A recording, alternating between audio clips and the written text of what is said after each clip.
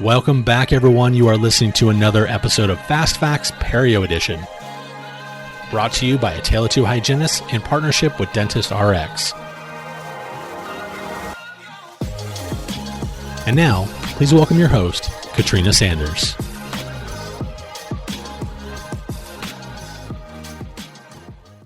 Hello, and welcome back to another episode of Fast Facts Perio Edition.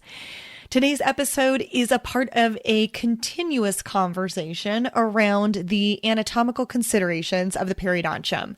Remember last week we talked about the gingiva. We talked about the free gingiva, the free gingival groove, the attached gingiva, the mucogingival junction, and the alveolar mucosa. Woo! Today we're going to focus on the attached gingiva. And this is an important gingiva for us to take a look at for many reasons. It's called attached not because it's not single, not on dating apps, but rather because it's not movable. It is attached, firmly bound into the bone and cementum by connective tissue fibers. And it's important to note that attached gingiva is able to withstand the forces from toothbrushing and chewing. The attached gingiva provides a protective quality to the tooth structure. And so one of the challenges that we run into is that sometimes patients can actually have a diminished amount of attached gingiva left. Think about a patient who has, for example, excessive recession on a lower anterior tooth.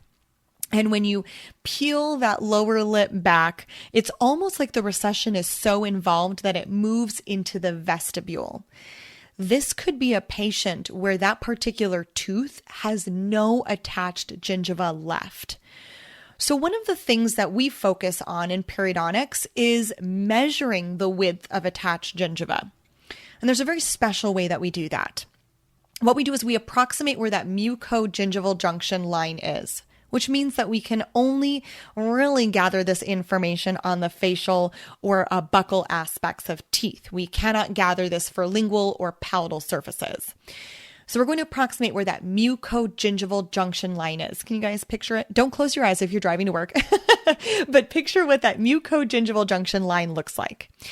We want to measure how many millimeters is it from the gingival margin to the mucogingival junction.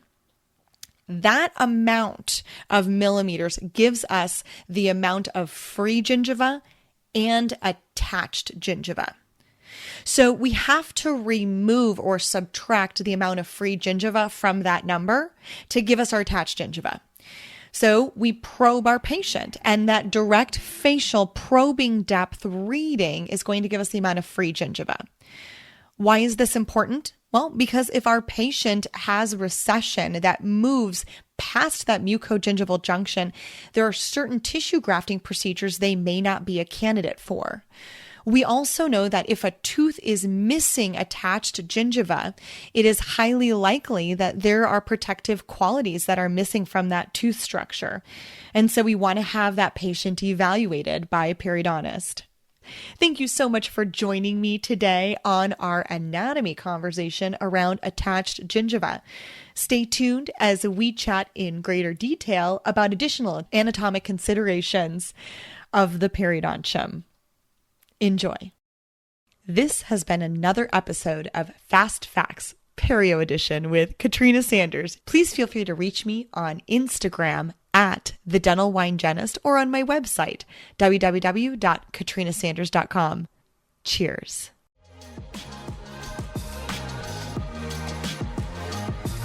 Thank you for listening to another episode of Fast Facts Perio Edition, brought to you in part by Dentist RX, makers of the IntelliSonic line of power brushes. Find out more by visiting their website at dentistrx.com. We'll see you next week for another Fast Fact.